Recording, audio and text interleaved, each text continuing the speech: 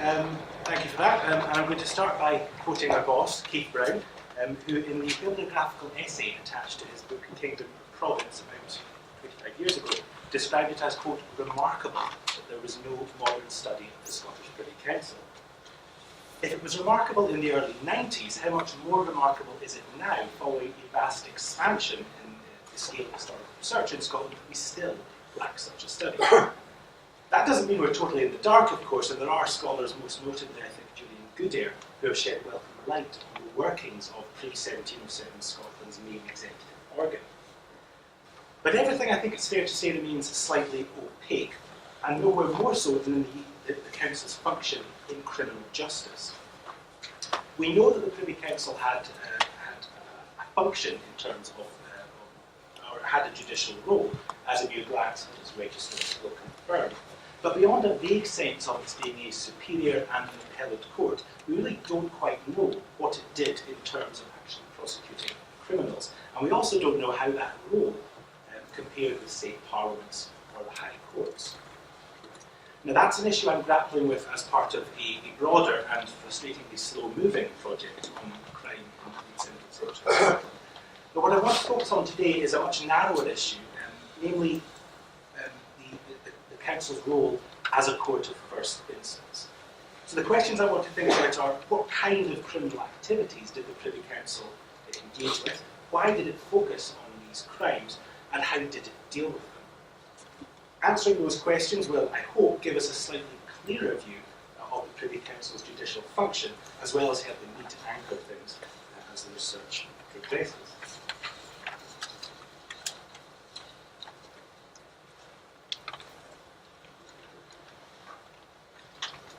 Now, as a court of first instance, the Privy Council's jurisdiction was theoretically limited.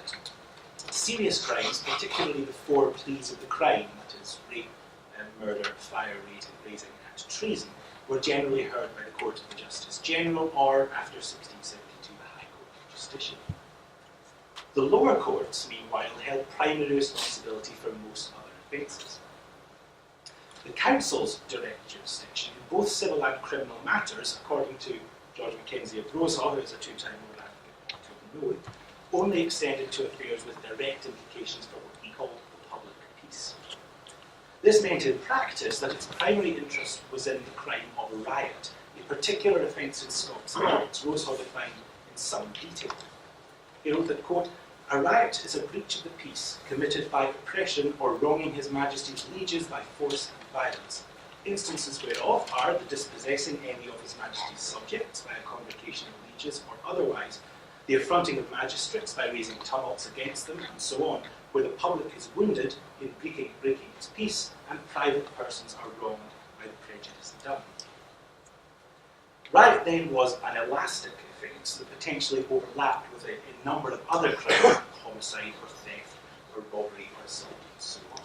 A fact that Rosehaw himself tacitly acknowledged when he observed with some irritation that the Privy Council's attention was increasingly being held by, quote, too many causes.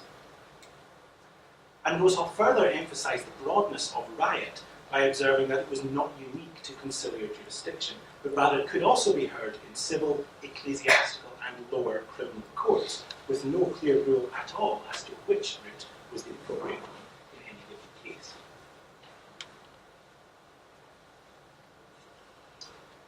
So in the absence of firm jurisdictional divisions, it is often impossible to discern why a particular case coming before the Privy Council actually came before that body. Complexity or legal difficulty does not seem to have been a guide, since there were cases heard before the Council which were positively banal, while other jurisdictions, not least of course the High Court, were very well able to handle challenging cases. That was true. The analysis of those cases actually tried before the Council suggests a number of factors that might have had an influence on which particular cases were likely to hold its attention. Firstly, many Privy Council cases involved an elite accuser or an elite panel, for whom appealing to or being heard before the Supreme Judicial Authority was a reflection of their privileged status, not to mention a tacit recognition that cases involving these people were likely to fall within the Council's vague remit for the public peace. So, for example, the complaint in 1663 that Charles Gordon, Earl of Boyne had invaded and despoiled the lands of John Lyon of Uresque came before the council when it could easily have come before bodies. Secondly, the Privy Council often dealt with cases that blurred the line between civil and criminal justice. For example, in 1675, when Alexander Duncan of Lundy raised a complaint against several individuals for stealing 8 of his animals in settlement of a supposed debt. In cases like that, it is not immediately clear whether civil or criminal courts were the logical forum, making the council, which bridged the two, a useful place to go.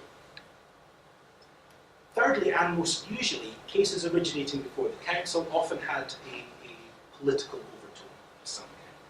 Take, for example, a case coming from Perth in 1676, which involved a claim against more than 30 of the town's residents for rioting in protest at the election of Patrick Fleetland as the town's provost, and for subsequently illegally holding a rival election.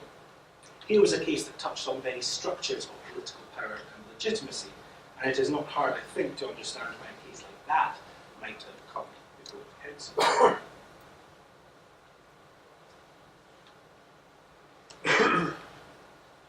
So, with those issues in mind, it is possible to reconstruct the business of the Restoration Privy Council as a court of first instance by combing carefully through its records. Now, this is very much a work in progress, and so far I've only managed to get up to 1680, but the emerging results, which you can see here, begin to suggest what is going on. The figures on this slide break down the total of 1,806 listed indictments by offence, and the thing that immediately jumps out is the preponderance of religious offences.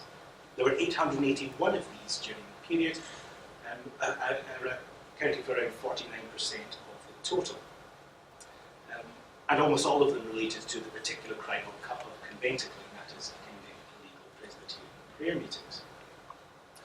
Moreover, of those 160 indictments that I've classed as desertion or dereliction of duty, the majority also related to the anti-Presbyterian crackdown of the Restoration, insofar as they involved prosecuting individuals who had failed to answer call-ups to the Royal Army and put down the Covenantal Revolt of 1679.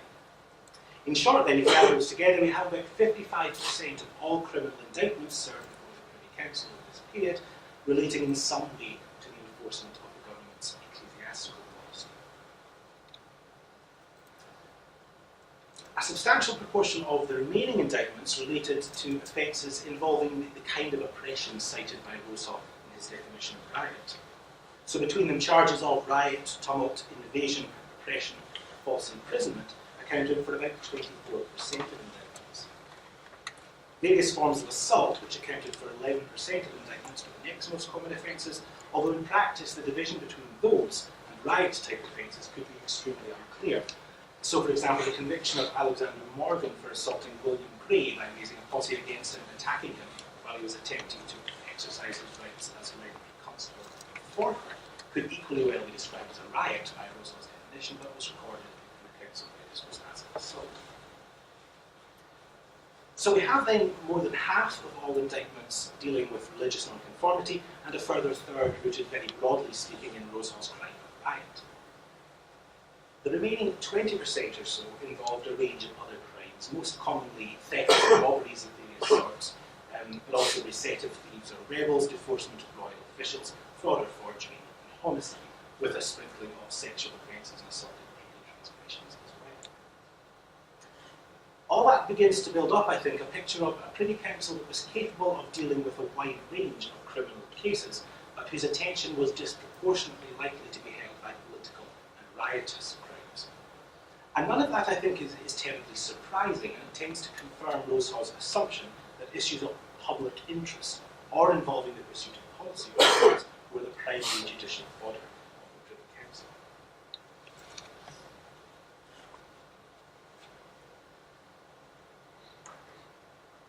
So what was likely to happen to these individuals when they were after they were dragged before the Privy Council? Well, in many cases we can't know, since the case against them collapsed. That happened about a third of the time, and almost always because the panel had failed to appear before the council after being summoned, thereby earning a sentence of torning. Moreover, about 1/5 of indictments resulted in verdicts of either not guilty or not proven.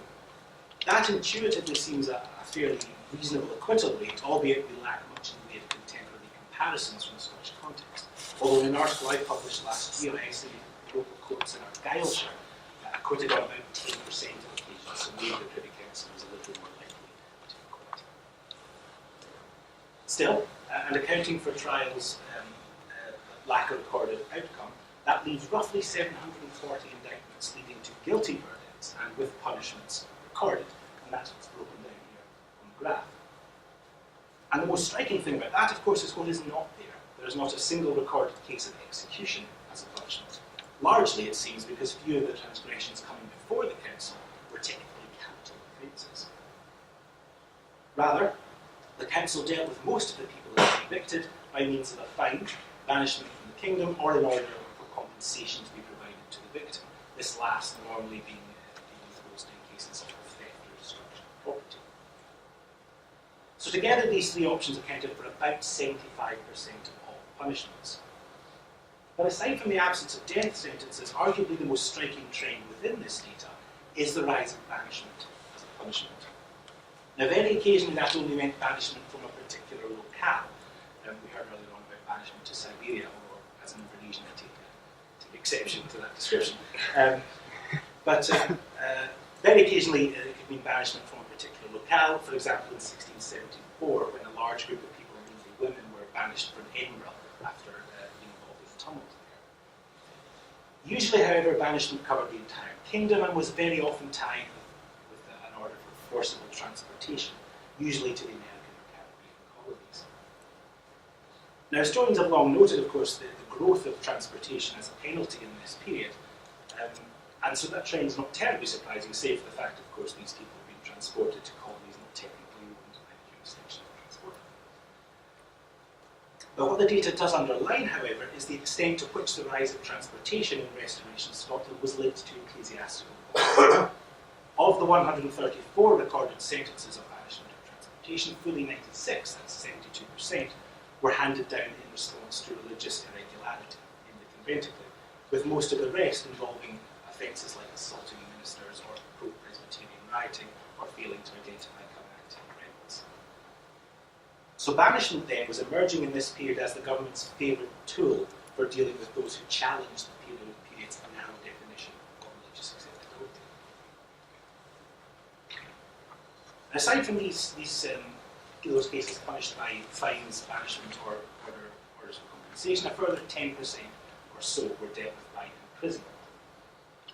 It's likely, however, that many of those sentences were only intended as a temporary measure, heralding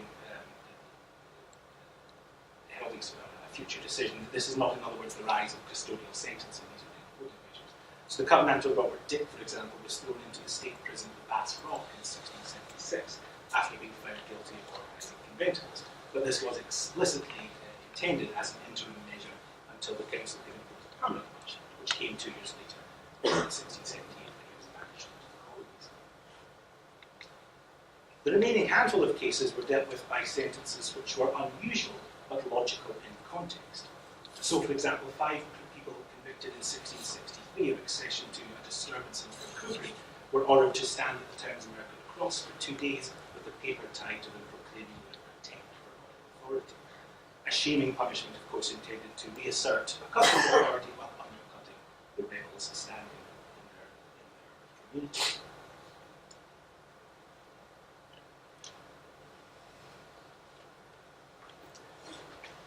Now, the council did not always dispose of its first instance cases by means of a trial. Instead, it could invoke a unique power granting a precognition. Now, that's a term still used in modern Scots law, where it refers to a formal, though judicially inadmissible statement taken before trial in order to gauge the scope of a witness's evidence. In the early modern period, a grant of precognition allowed the council to undertake a semi-formal preliminary investigation of the facts surrounding a given case, usually by taking the statements. The point of that exercise was to determine whether criminal prosecution was justified. If not, the council could summarily dismiss the case or impose the like punishment, but if trial was deemed appropriate, it would have to proceed purely on the strength of the evidence presented to the council, appealing before the actual judge. All that meant that precognitions were controversial, largely because they were thought to be extremely advantageous to the defending party, and they were generally granted only in a few very specific sets of circumstances. So firstly, they might be employed where the accused was of elite status, and it was feared that a full trial would be injurious to the public peace in some way. These were the grounds upon which Patrick Grant, tutor of Grant, won a precognition over accusations for several killings alleged against him by the Macintosh killing, having argued that the supposed crimes were committed while he was exercising a consular commission for pacifying the Highlands, and that public prosecution would therefore undermine the council's authority. Secondly, precognitions could function as a means of protecting individuals from weak or frivolous prosecution. Thus, Thomas Mingus persuaded the council to grant him a precognition in 1676 for the alleged murder of one William Halliburton, because the prosecution case lacked direct evidence and was based upon, quote, some remote and extrinsic presumptions. Thirdly, and most usually, a precognition could be awarded where it was felt likely that there were significant mitigating circumstances. So, for example, George McClare, an ensign in Haddington Militia, won a precognition in 1670 for his alleged murder of Alexander Addison by claiming that the killing was justified on the grounds of self-defence, Addison having attacked McClare while the latter was trying to stop him from deserting the militia. In some cases, however, the Privy Council chose to deal with criminal complaints not through trial or precognition, but by means of a judicial commission. This was a procedure that allowed for the temporary delegation of the Council's authority to a panel of an individual or a panel of individuals who would not normally have the requisite competence, with the grant always being limited to a specific case. So between 1661 and 1680, the Privy Council granted a total of 167 of these judicial commissions, broken down on the graph.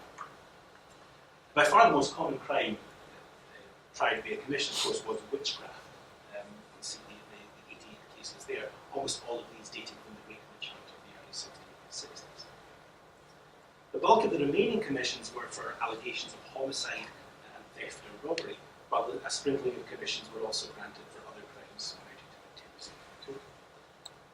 With the exception of witchcraft, then, there's clear overlap here with the kinds of crimes that the Council did try itself, suggesting that the nature of the offence is not the criteria upon which a decision to grant a commission is based.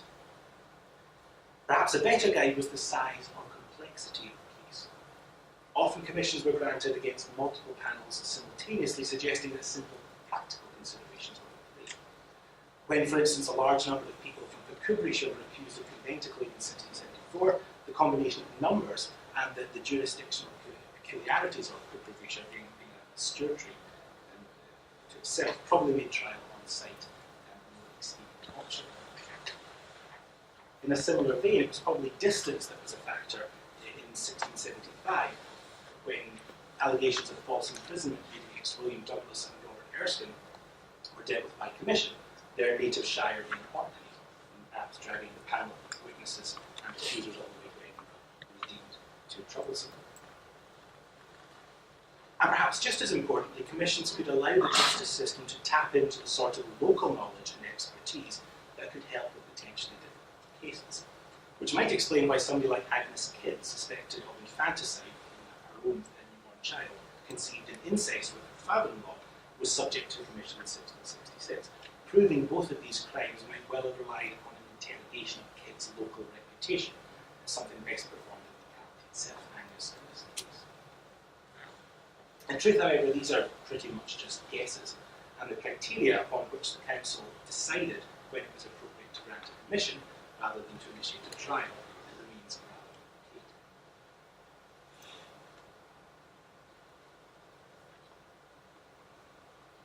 So, to try and draw some of this together, state formation has long been a central theme in early modern historiography, and despite some resistance to the paradigm, historians like Jean Goodyear and Laura Stewart have, I think, demonstrated the value of this concept for shedding fresh light on early modern Scotland.